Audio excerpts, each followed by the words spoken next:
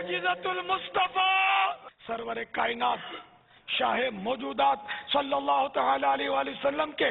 آسمانی معجزات میں سورج پلٹ آنے کا معجزہ بھی بہت ہی عظیم الشان معجزہ اور صداقت نبوت کا ایک واضح ترین نشان ہے۔ چنانچہ حضرت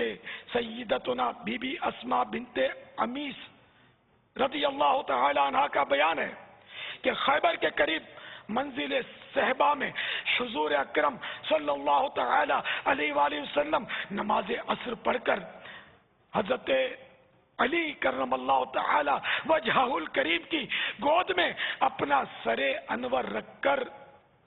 آرام فرما ہوئے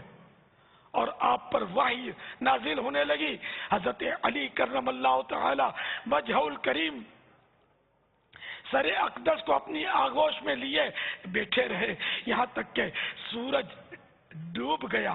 اور آپ صلی اللہ تعالی علیہ وآلہ وسلم کو یہ معلوم ہوا کہ حضرت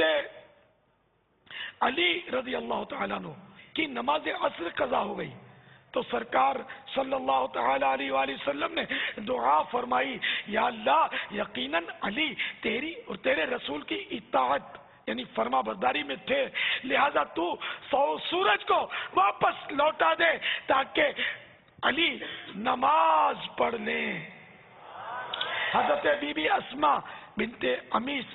رضی اللہ تعالی عنہ کہتی ہیں کہ میں نے اپنی آنکھوں سے دیکھا کہ ڈوبا ہوا سورج پلٹ آیا اور پہاڑوں کی چوٹیوں پر اور زمین کے اوپر ہر طرف